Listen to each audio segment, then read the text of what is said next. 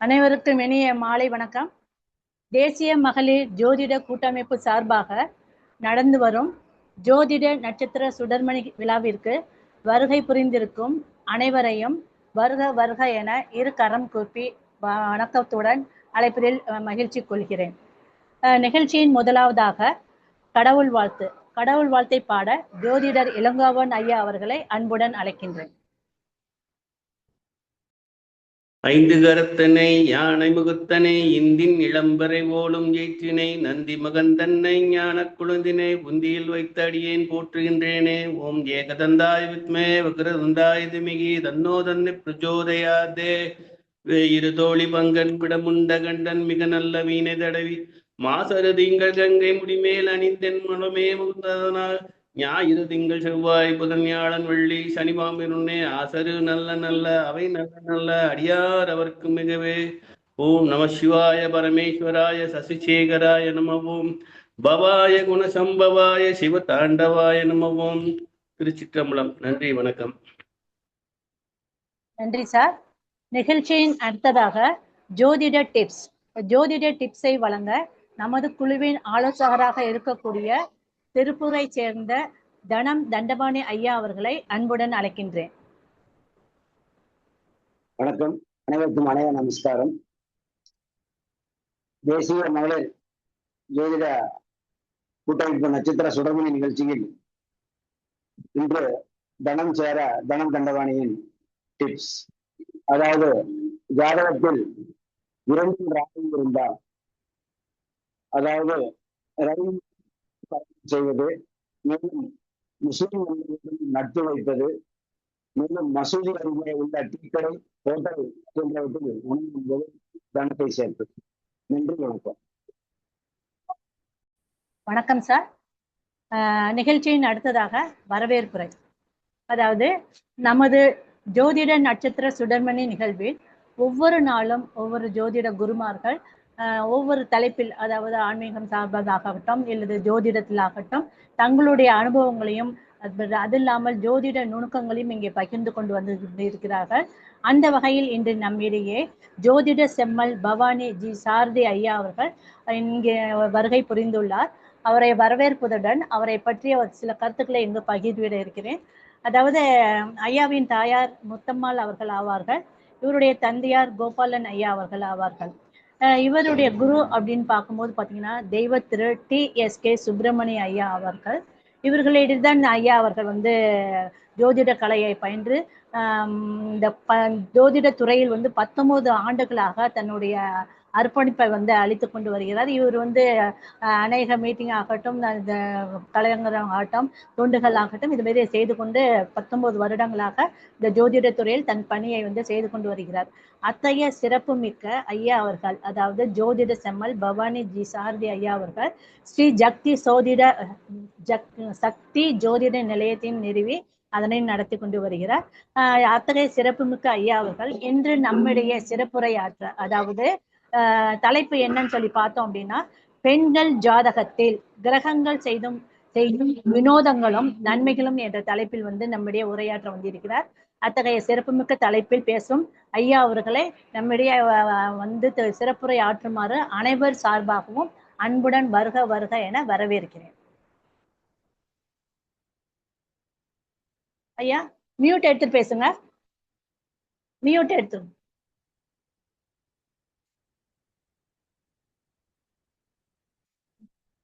Mute எடுத்துட்டு பேசுங்க. எடுத்துட்டேன். கேக்குதுங்களா? இப்ப கேக்குது, பேசுங்க. வணக்கம். இந்த அகில இந்திய மகளிர் ஜோதிட குழுக்கும் எனக்கு இந்த வாய்ப்பை வழங்கிய கோமதி சுகர்நாடிக்கும் மஞ்சுளா மேடத்திற்கும் மற்ற இன்னொரு அம்மா இருந்தாங்க, அவங்க கனகாம்பாள், இவங்க அனைவருக்கும் முதற்கண் கனகாம்பாள் என்ன நன்றியை தெரிவித்துக் கொள்கிறேன். இப்ப நான் அந்த ஜோதிடத்துல பல ஆண்டுகளா பலவித கருத்துக்களை சொல்லிட்டு இருக்கேன். இந்த மகளிர் ஜாதகத்திற்கும் ஆடவர் ஜாதகத்திற்கும், ஆண்கள் ஜாதகத்திற்கும் பெண்கள் ஜாதகத்துக்கும் உள்ள வித்தியாசம் என்ன அப்படிங்கிறத முதல்ல நம்ம நல்லா தெரிஞ்சுங்க. கிரக அமைப்புகள் எல்லாம் ஒன்று போலத்தான். ஆனால் பெண்களுக்கு 4ஆம் இடம், 8ஆம் இடம், இந்த 2 லக்னம், இந்த 3 இடங்களையும் இருக்க கிரகம் அவங்க தலையெழுத்தையே மாத்தும் அப்படிங்கிறத நீங்க தெரிஞ்சுக்கங்க.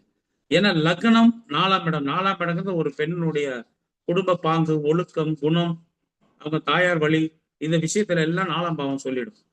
8ஆம் பாவங்கிறது ஆண்களுக்கு ஆயுள் பாவம், அதிர்ஷ்டம், அவமானம், பெண்களுக்கு மதுவேதம். ஆனால் 8ஆம் பாவம் பெண்களுக்கு கூடுதலா மாங்கல்ய ஸ்தானம் அப்படிங்கிற இடத்த வச்சிடும். அப்ப லக்னம்ங்கிறது ஒரு ஆணுக்கு லக்னத்துல ஒரு கிரகம் இருந்தா என்ன பலன், அதே பெண்ணுக்கு லக்னத்துல கிரகங்கள் இருந்தா என்ன பலன் அப்படிங்கிறத இப்ப நான் உங்களுக்கு கொஞ்சம் விரிவா சொல்லலாம். ஒரு பெண் ஜாதகம் அப்படிங்கிறது இப்ப ரிஷப லக்கணம் அப்படின்னு வச்சுக்கோங்க. ரிஷப லக்கணம் 2ஆம் பாவம் பெண் ராசி. அந்த ராசியில சுக்கிரன், சந்திரன், இது போன்ற பெண் தன்மை உடைய கிரகங்கள் அல்லது பெண் கிரகங்கள் சொல்லக்கூடிய கிரகங்கள், சுக்கிரன் ஆட்சியில இருக்கும், சந்திரன் உச்சத்துல இருப்பார். இது 2 இருக்கிறப்ப அந்த சுப பலன்களை கொடுக்கும். அந்த ஜாதகி அழகியாக இருப்பாள், கவர்ச்சியாக இருப்பாள் அப்படிங்கிற ஒரு விஷயத்தை தெரிவிக்கும். லக்னத்துல சுக்கிரன் கிரக சம்பந்தப்படுறப்ப சொந்த வீடு உடையவர்கள் அப்படிங்கிறதையும் குறிக்கும். அதே லக்கணத்துல செவ்வாய், ராகு, சூரியன், சனி, இது போன்ற பாவகரங்கள், ஒன்றுக்கு மேற்பட்ட பாவகரங்கள் ஆட்சி செய்யறப்போ அந்த பெண்ணுக்கு உஷ்ண தேகமும், முன்கோபமும், பிடிவாத குணமும் வரும். இந்த பிடிவாத குணத்தை வைராக்கியம் அப்படின்னு கூட நீங்க பெண்கள் எடுத்துக்கலாம். ஆனா அந்த குணத்தை பெறும். ஆனால் ஒரு பெண் ஜாதகத்துல லக்கணத்துல செவ்வாய், ராகு அப்படிங்கிற விஷயம் இருந்துச்சுன்னா அந்த பெண்களுக்கு படிப்பு, வைராக்கிய குணம் எதை கொடுத்தாலும் திருமண வாழ்வுல பாதிப்பை செய்கிறது.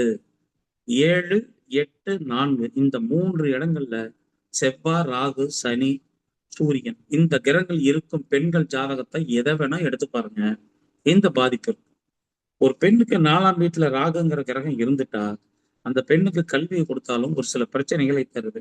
குறிப்பா பெண்கள் ஜாதகத்துல 4ஆம் பாவத்துல ராகு இருக்கிறவங்க வீட்டை சுத்தமா வச்சுக்க பழகி கொள்ள வேண்டும். தூய்மையா வீடு இருக்கணும். எத்தனை முறை கூட்டினாலும், எத்தனை முறை சுத்தப்படுத்தினாலும் வீட்டுல குப்பை குளங்கள் வரும், விஷ ஜந்துக்கள். எந்த பெண் ஜாதத்துல 4ஆம் பாவத்துல ராகு இருக்கோ அவங்க வீடு இருக்கிற விஷ ஜந்துக்கள், பூரா, தேலு, பாம்பு, இந்த மாதிரி விஷயங்கள் நடமாட்டம் இருக்கும். அட்லீஸ்ட் பூரான வீட்டுக்குள்ள பார்ப்பாங்க, அல்லது தேலை பார்ப்பாங்க. இந்த மாதிரி ஒரு இது இருக்கும். தூய்மைப்படுத்த முடியாம குப்பை சேர்ந்துக்கு ஏதாவது ஒரு எடுத்து சுத்தப்படுத்திட்டு போவாங்க, அங்க மறுபடியும் அந்த குப்பை சேர்ந்து. இது மாதிரி விஷயங்கள்.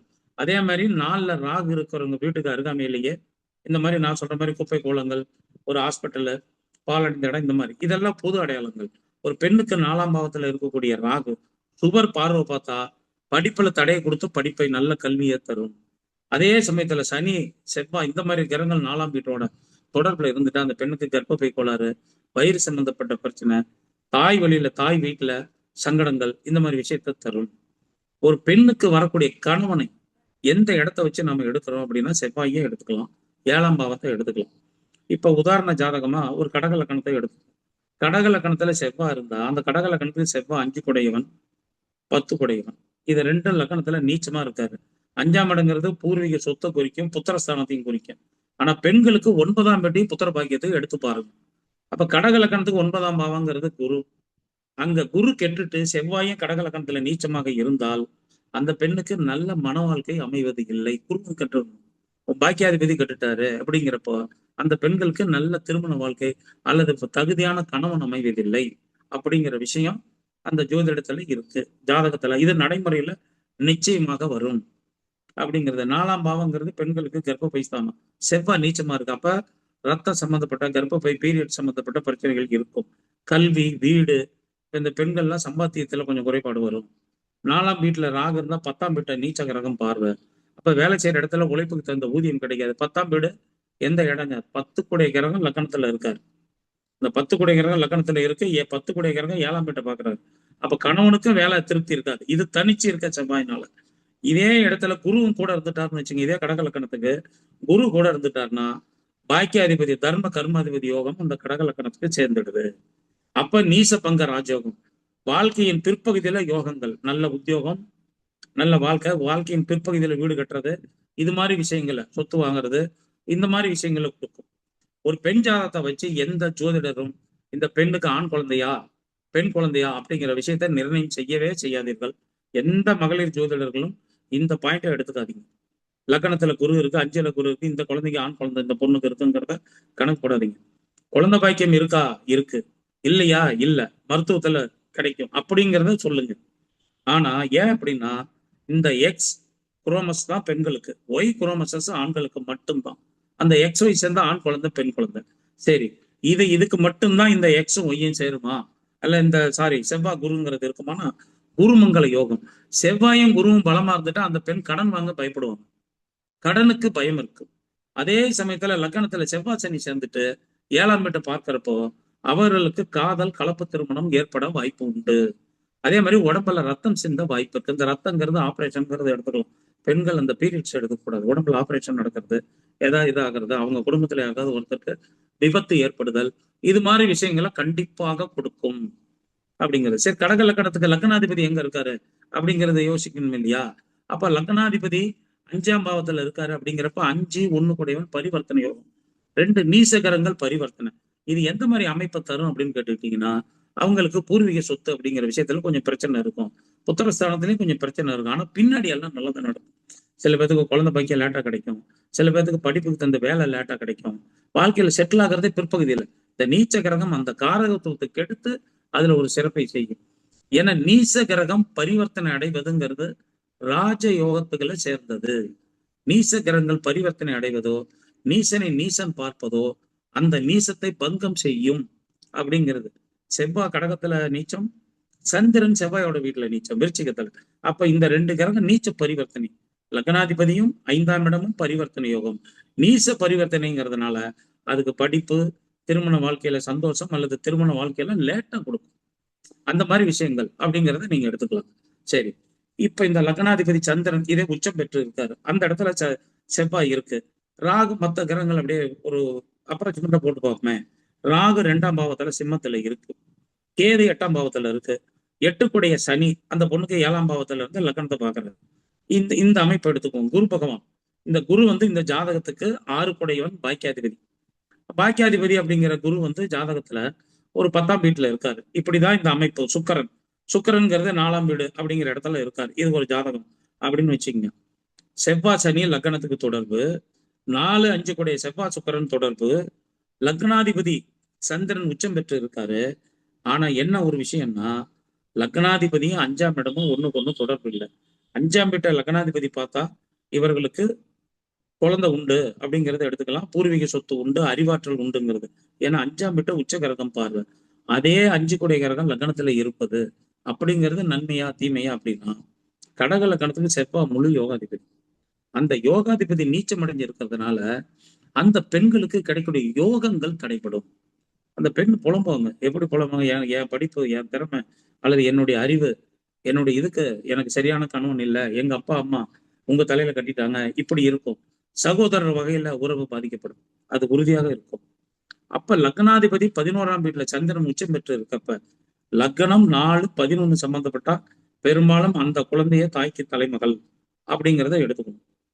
இதே லக்னாதிபதி 11ல இருந்து 4ஆம் இடமான சுக்கிரன் தொடர்பு இல்லைன்னா அவர்களுக்கு ஒரு மூத்த சகோதரன் அல்லது சகோதரி அப்படிங்கிறவங்க இருப்பாங்க அப்படிங்கிறதையும் நீங்க எடுத்துக்கலாம்.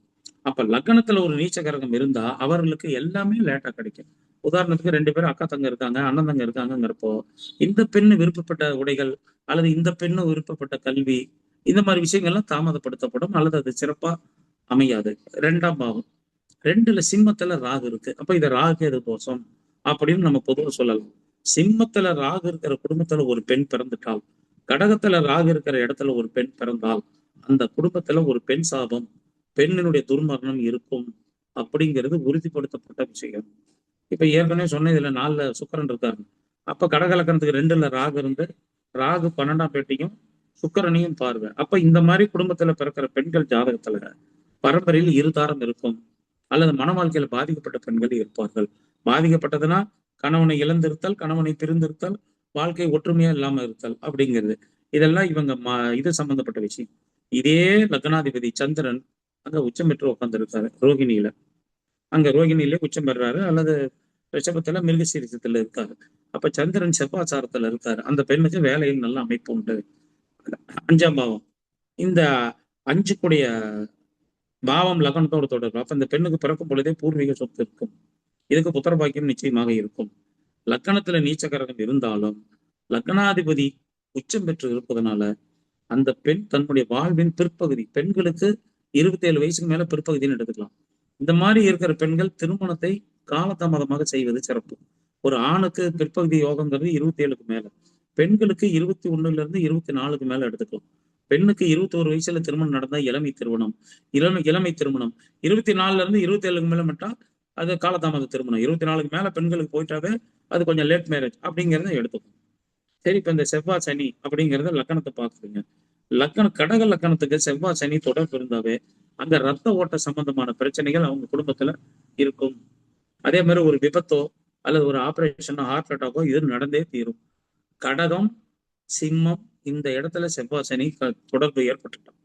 அதே மாதிரி இந்த செவ்வாய் தோஷம் பெண்களுக்கு கடக லக்கணம் சிம்ம லக்கணத்துக்கு செவ்வாய் தோஷம் பெண்களுக்கு கிடையவே கிடையாது, ஆண்களுக்கும் கிடையாது. கடக லக்கணத்திலையும் சிம்ம லக்கணத்திலும் ஒருத்தர் பிறந்துட்டான்.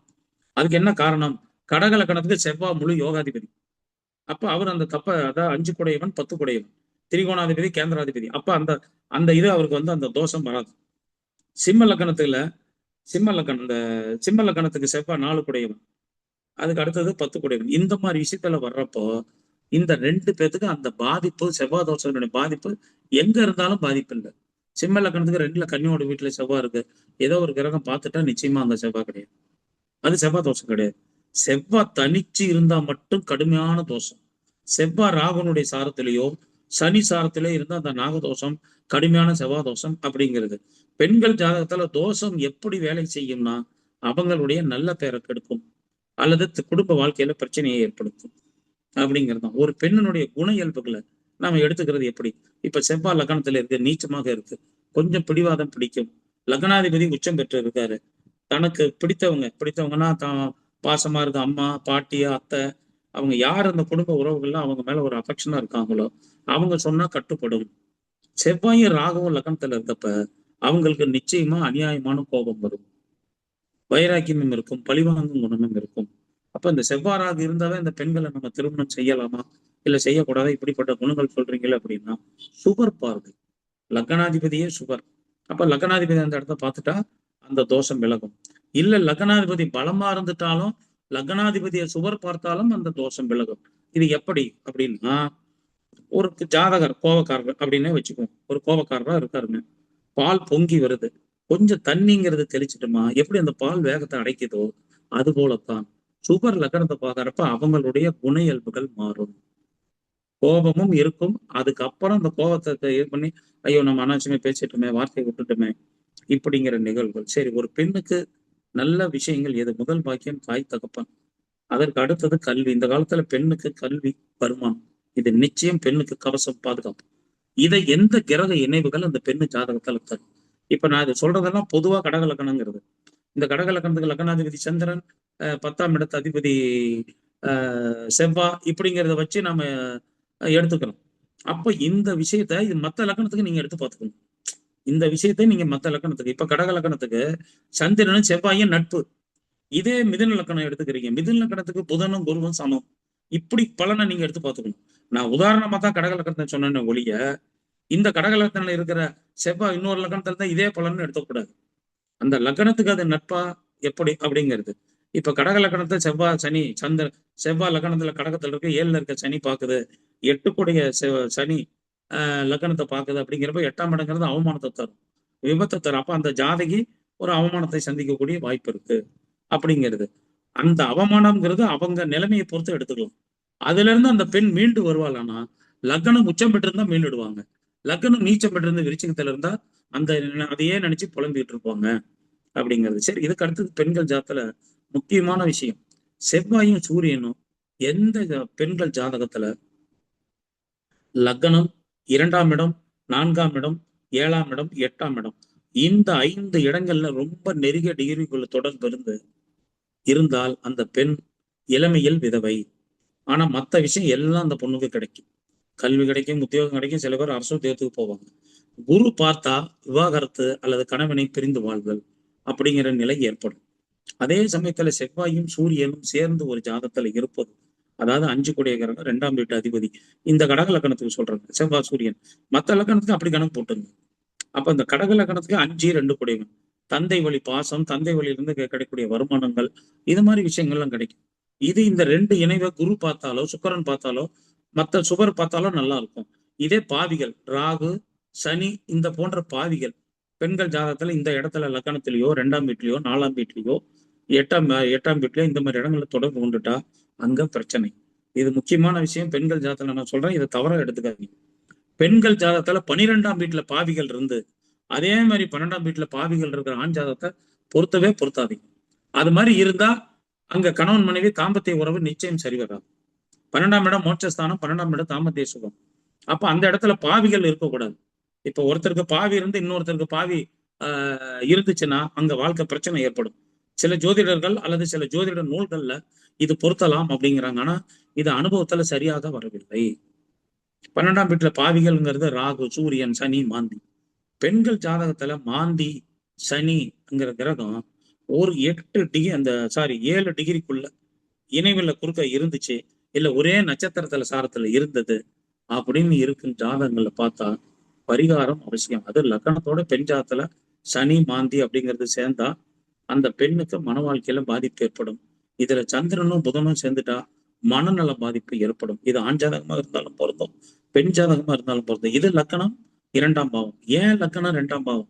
அதுக்கு அடுத்தது 5ஆம் பாவம். இந்த 3 பாவங்கள்ல இந்த தொடர்பு வந்து அதை எடுத்துக்கணும். அது ஏன் காரணம் அப்படின்னா, புதனும் சந்திரனும், புதன் அறிவு, சந்திரன் மனோகாரகன், அவனும் அறிவுக்காரகன். ஆனா வித்தை, தொழில், மற்ற விஷயங்கள்ல புதன் நிர்ணயிக்கும். ஒருத்தனுடைய நிபுணத்துவத்தை புதன் நிர்ணயிக்கும். இதோட சனி, இது 3 சேர்றப்ப, அதோட மாந்திங்கிற கிரகம் சேர்றப்ப அந்த மாந்தியினுடைய தன்மை இந்த உருவத்தை, இந்த சிறப்பை கெடுக்கக்கூடிய சக்தி அதுக்கு உண்டு. ஆனா இதெல்லாம் ஒரு குறிப்பிட்ட டிகிரிக்குள்ள சேர்ந்திருக்கும். அப்பதான் இந்த பலன் கொடுக்கும். உங்க குடும்பத்துல உங்க தெரிஞ்சவங்க ஜாதத்துல யாருக்காவது இப்படி மனநலம் பாதிக்கப்பட்ட பெண்களோ ஆண்களோ இருக்காங்கன்னா இந்த மாதிரி அமைப்பு இருக்கும். குழந்தை சரியா பேசல, ஆட்டிசம் அல்லது இந்த உடல் கோளாறுகள், மனக்கோளாறுகள் உள்ளவங்க ஜாதத்தெல்லாம் வாங்கி பாருங்க, இந்த அமைப்பு நிச்சயமாக இருக்கும். சரி, கடகலக்கணம், சந்திரன், சூரியன் 2 சேர்ந்த லக்னத்துல இருக்கு. இது அமாவாசையில பிறந்ததுன்னு எடுத்துக்காதீங்க. லக்னாதிபதியும் 2ஆம் இடத்து அதிபதியும் சேர்ந்தால் நல்ல சம்பாத்தியம் உடையவர்கள், நல்ல குணம் உடையவர்கள் அப்படிங்கிறத எடுத்துக்கலாம், மேன்மை உடையவர்கள். ஆனா அவங்க கிட்ட ஒரு மறைமுக செயல்பாடு அல்லது அவங்க வாழ்க்கையில ஒரு பெரிய ரகசியம் ஒளிந்திருக்கும் அப்படிங்கிறது. இந்த சூரியனு சந்திரனும் ராஜ கிரகங்கள். இதே லக்னாதிபதி சந்திரனாவே இருக்காரு கடக லக்னம். இதுக்கு 9ஆம் இடத்து அதிபதி குரு, 5ஆம் இடத்து அதிபதி யாருங்க? செவ்வாய். அப்ப 5 கூடிய செவ்வாய் லக்னத்துல இருக்காரு. அந்த சந்திரன் அங்க உச்சம் பெற்று இருக்காரு. அந்த குரு பார்வை. அப்ப பஞ்சமாதிபதி பாக்கியாதிபதி சேர்க்க, அந்த சிறப்பான ராஜயோகம். இது மிக சிறப்பான ராஜயோகம். அப்ப குரு மங்கள யோகம் ஒரு பெண் ஜாதத்துல வலுவா இருந்துட்டா தன் சுய உழைப்புல அந்த பெண் சம்பாத்தியம் செய்வா. 4ஆம் இடத்த சுபகரகம் பார்த்துட்டா அந்த பெண் குடும்பத்தை நல்ல நிர்வகிப்பா, நல்ல ஒழுக்கம் உள்ளவள், குடும்பத்தை பொறுப்பா பார்த்துக்கோ, குடும்ப உறவுகள் மேல பற்று பாசம் உடைய பெண் அப்படிங்கிறது. அதே 3ஆம் வீடு மாமனார் வீடு, 10ஆம் வீடு மாமியார் வீடு. இந்த இடத்துல சுபர் இருந்து அவங்க லக்னாதிபதிக்கு நட்பா இருந்துட்டா மாமனார் சிறப்பு, மாமனார் நட்பா இருப்பார். அதே 10ஆம் பாவத்துல 10ஆம் பாவத்தோட பாவிகள் பார்த்துட்டாலோ, பாவிகள் சேர்ந்துட்டாலோ மாமியார்னால அவர்களுக்கு பிரச்சனை உண்டு, இல்ல மாமியார்னால தொந்தரவு உண்டு அப்படிங்கிறத நீங்க எடுத்துக்கணும். இதுல இன்னொரு விஷயத்த பார்த்துக்கலாம். லக்னாதிபதி வலிமையா இருந்து 10ஆம் பாவம் பலம் குறைஞ்சிட்டா அங்க மாமியார் எவ்வளவு இதா இருந்தாலும் இந்த அம்மா அதாவது இந்த ஜாதகி அங்க பலமா இருக்காங்கன்னு அர்த்தம். அவங்களுடைய அந்த மாமியாருடைய அதிகாரம் அங்க இதாகாது. இதே உத்தியோகஸ்தானம், மாமியார் ஸ்தானத்தை மட்டும் எடுத்துக்கன்னு உத்தியோகஸ்தானம் லக்னாதிபதி பலம் குறைந்து 10ஆம் இடம் வலு இருந்தா அந்த பெண் தன்னுடைய வேலை உத்தியோகத்துல பிரச்சனைகளை சந்திக்கும். அல்லது நல்ல உத்தியோகம் கிடைச்சாலும் அதை தக்க வச்சுக்க முடியாது, அல்லது பெரிய பதவி உயர்வுகளை அந்த பொண்ணு அடைய முடியாது. காரணம் லக்னத்துல நீச்ச கிரகம். அப்ப லக்னத்துல நீச்ச கிரகம் இருந்து அது எல்லா தகுதியும் இருந்தாலும் அந்த நீச்ச கிரகம் அந்த தன்மையை கெடுக்கும் அப்படிங்கிறதுதான் ஜோதிட சாஸ்திரம் சொல்லக்கூடிய ஒரு விதி. லக்னாதிபதி பலம் குறையக்கூடாது. ஒரு பெண் ஜாதகத்திலேயே ஆண் ஜாதகத்திலேயே லக்னாதிபதி எந்த தொடர்பு இல்லாம இருக்கோ அங்கு பாதிப்பு ஏற்படும். எந்த பாவத்தோட ஒரு பாவத்தோடய காரகத்தோட அந்த பெண்ணுக்கு லக்னாதிபதி தொடர்பு இல்லைன்னா அந்த காரகத்துவம் அல்லது பாவம் பாதிக்கப்படும். கடக லக்னத்துக்கு 7ஆம் இடம் சனி, 8ஆம் இடமும் சனி.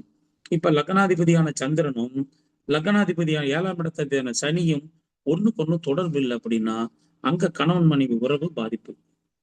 பெண்களுக்கு செவ்வாய் கலசரக்காரகன். அப்ப சந்திரன், செவ்வாய், சனி இது 3 கடக லக்னத்துக்கு ஏதாவது ஒரு விஷயத்துல கனெக்டிவிட்டி இருந்தா தான் அங்க கணவன் மனைவி உறவு சிறப்பா இருக்கும்.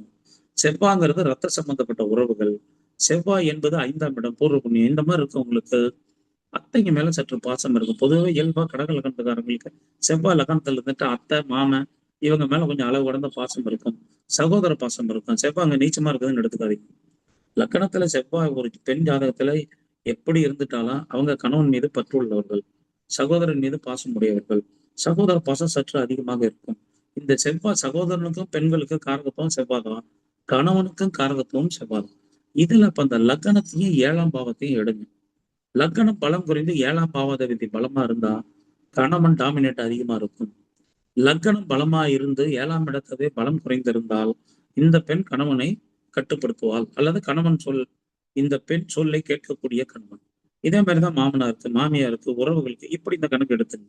இதுக்கு அடுத்தது கல்வி. இப்ப 4ஆம் பாவம் அம்மாவுக்கு 4ஆம் பாவம் தான், தாய் வழி உறவுகளுக்கு 4, 6. ஆனா கல்விங்கிற ஸ்தானத்துக்கு யாரு 4. அப்ப இந்த 4ஆம் பாவாதிபதி நன்றாக இருந்து, கல்விக்காரகன் புதனும் நன்றாக இருந்து, லக்னாதிபதியும் நல்ல பலம் பெற்றா 2 டிகிரி கூட அவங்க படிப்பார்கள், 2 பட்டப்படிப்பு கூட படிப்பார்கள், நல்ல கல்வி தொடர்பு ஏற்படும். லக்னாதிபதியும் 4ஆம் இடத்தோட சுபர்ப்ப சேர்ந்தா அந்த பெண் ஒழுக்கமானவள், குடும்பத்தை நல்ல நிர்வகிக்கக்கூடிய பெண், குடும்பத்துல நல்ல சுப நிகழ்வுகள் இருக்கும், அவங்க குடும்பத்தை எல்லாம் அவங்க மதிச்சிருப்பாங்க. இப்ப 11ஆம் பாவம் ஒரு பெண்ணுக்கு லக்கணத்துல இருக்கு.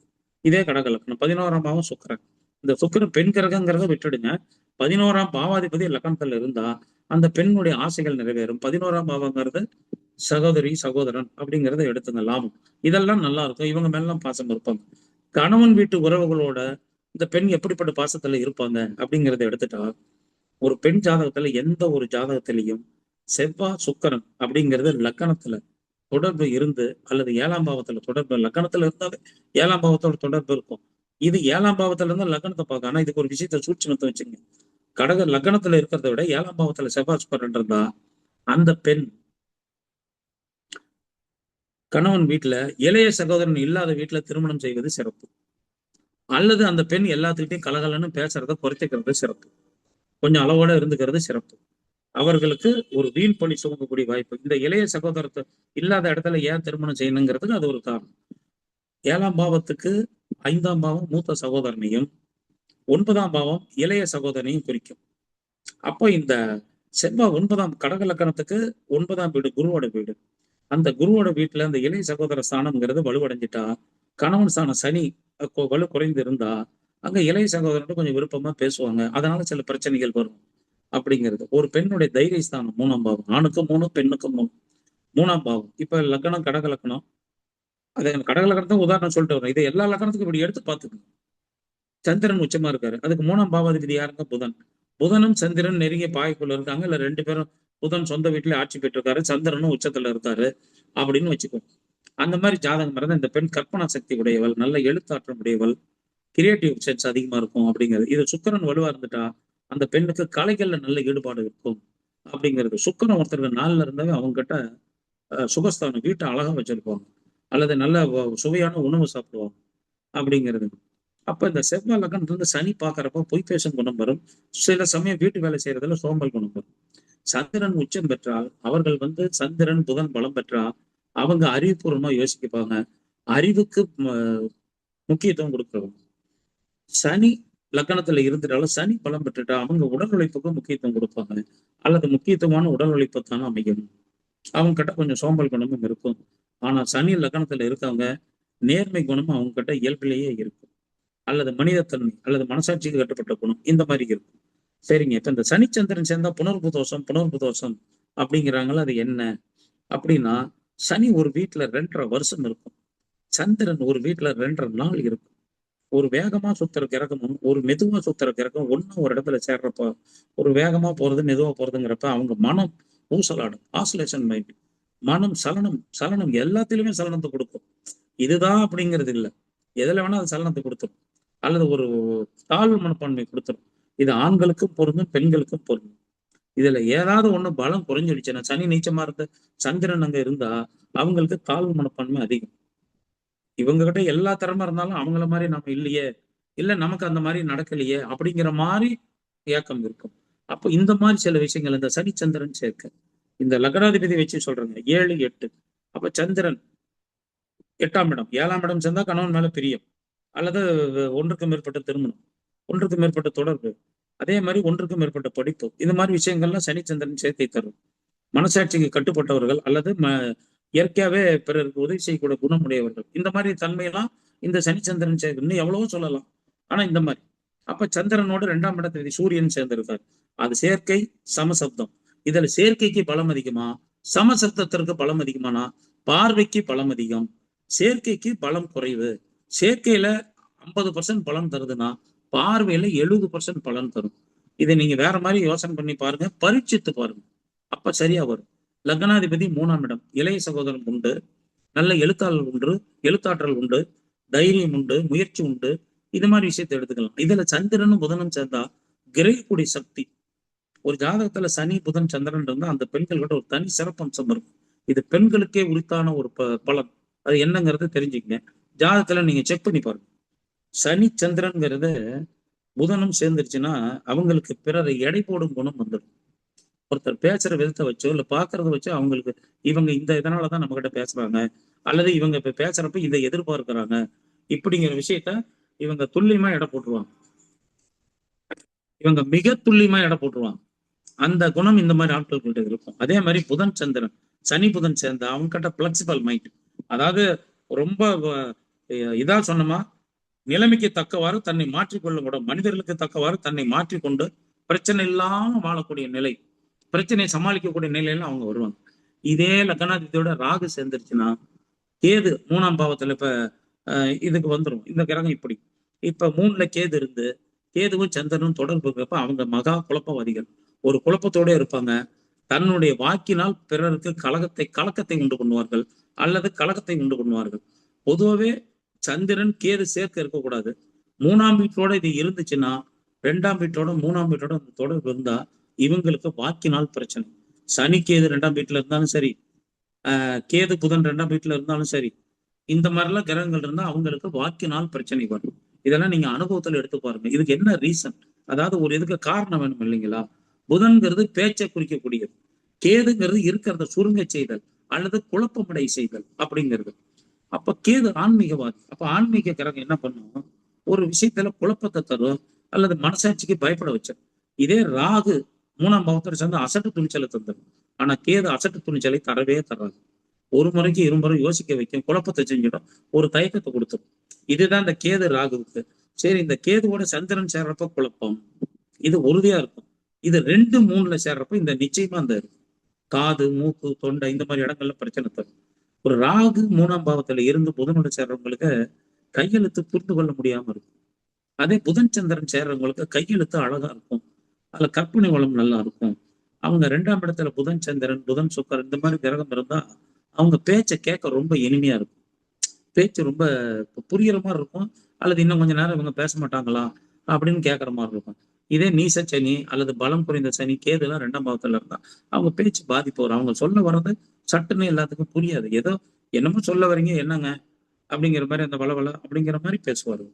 அப்ப இந்த மாதிரி விஷயங்களும் இந்த சனி கேது 2ஆம் வீட்டோட. இப்படி கிரகங்களையும் காரகத்துவத்தையும் தொடர்பு படுத்திக் கொள்ளுங்கள். இந்த குழந்தை ஜாதத்தை பார்த்த உடனே ஒரு பருவமடைய வயது வந்துருச்சு, இந்த பெண்ணுக்கு இதுக்கு மேல இனிமேல் இப்ப இந்த திசை நடக்குது, இந்த திசையில இந்த கிரக ராகு இப்ப இந்த இடத்துல இருக்கு, ராகு திசை திருமணத்துல நடக்குது, திருமணம் நடக்கிறப்ப படிக்கிறப்ப ஒரு 17-18 வயசுக்கு மேல ஒரு பொண்ணுக்கு ராகு திசை வருதுன்னா அந்த பொண்ணுக்கு கல்வி ஒழுக்கம் அல்லது திருமண வாழ்க்கை இதுல நிச்சயமாக பாதிப்பு வந்தே தீரும். அது லக்னம் எதுங்கிறது கிடையாது. அப்ப யாருக்கெல்லாம் அந்த ராகு அந்த மாதிரி இடத்துல வரும், சந்திரனோட நட்சத்திரத்துல பிறந்தவங்க அல்லது சூரியனோட நட்சத்திரத்துல பிறந்தவங்களுக்கு தான் இந்த மாதிரி காலகட்டம். செவ்வாயோட நட்சத்திரத்துல பிறந்தவங்க கூட அந்த வாய்ப்பு கம்மி, அது 21, 22க்குள்ள அது முடிஞ்சிடும். ஆனா சந்திரனோட நட்சத்திரத்துல பிறந்தவங்க ரோகிணி, அஸ்தம், திருவோணம் இந்த 3 நட்சத்திரத்துல பிறந்தவங்களுக்கு திருமண வயது வாழ்க்கையில செட்டில் ஆகிற வயசுல ஆணுக்கும் பெண்ணுக்கும் ராகு தசை வரும். அப்ப அந்த ராகு தசை வரப்ப ராகு நல்ல இடத்துல இருந்து 3, 6, 11 இந்த இடங்கள்ல இருந்தா அது சிறப்பு.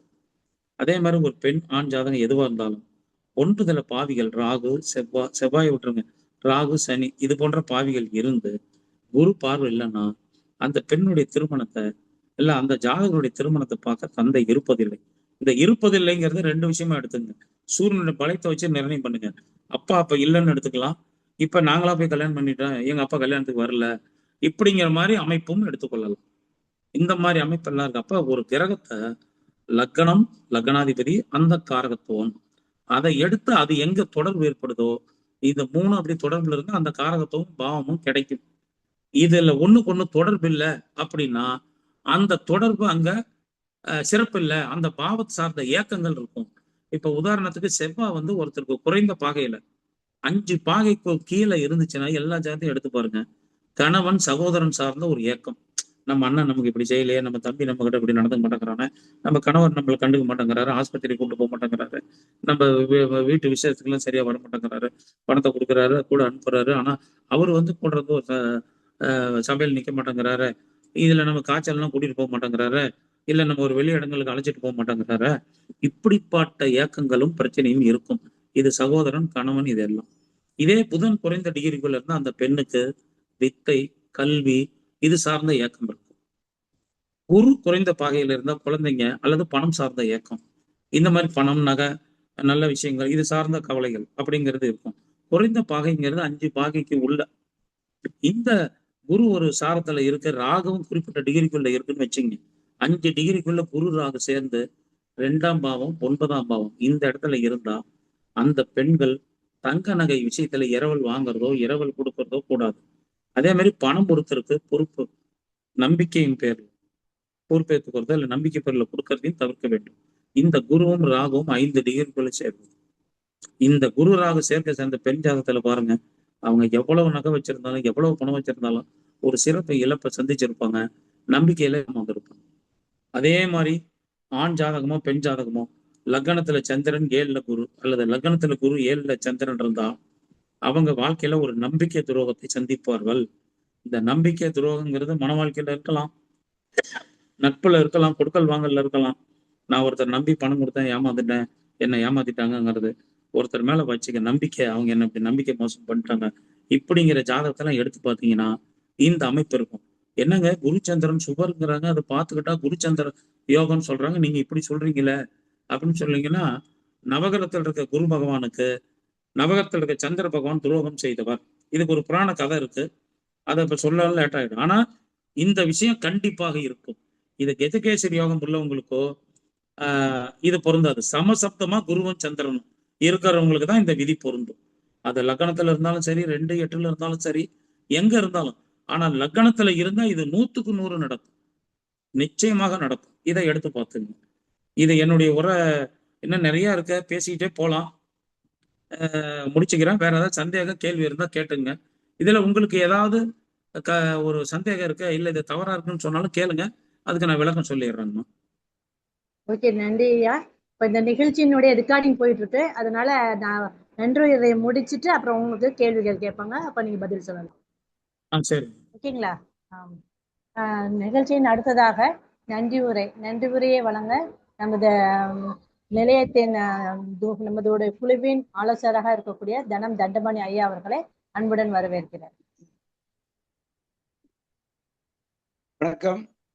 அடிகேன் தனம் தண்டபாணி, தேசிய மகளிர் ஜோதிட கூட்டமைப்பு நட்சத்திர சுடர்மணி நிகழ்ச்சியில் இன்று 47வது நாள். 47 கூட்டினால் 2, 2 என்பது சந்திரனை குறிக்கும்.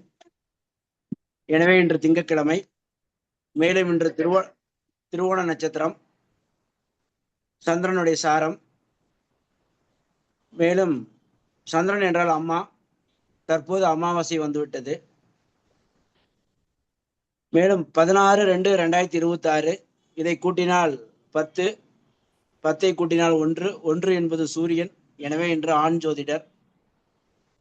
மேலும் இன்று தேதி 16, 16 கூட்டினால் 7, 7 என்பது கேது. சக்தி ஜோதிடம் என்னும் நிலையத்திற்கு 7 எழுத்துக்கள் உள்ளன. இன்று சந்திரனுக்குரிய தினம் என்பதால் பெண்கள் ஜாதகத்தில் கிரகங்களின் வினோதங்கள் என்ற தலைப்பு இன்று.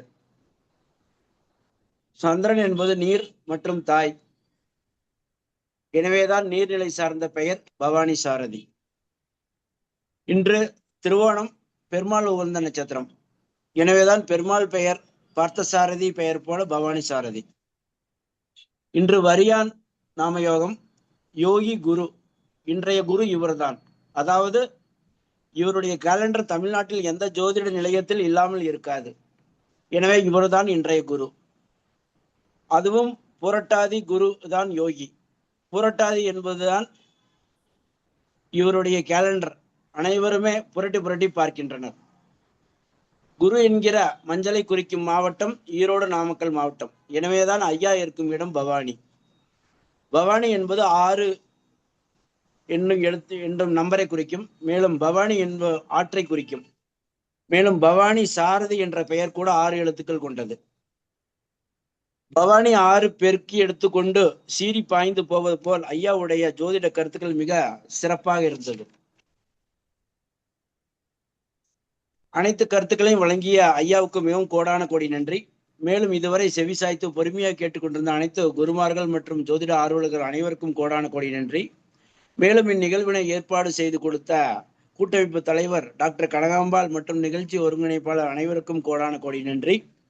அனைவருக்கும் இன்றைய நாள் இனிய நாளாக அமையட்டும். வாழ்க ஜோதிடம், வளர்க ஜோதிட கலை, வாழ்க பாரதம், வந்தே மாதரம். நன்றி, வணக்கம்.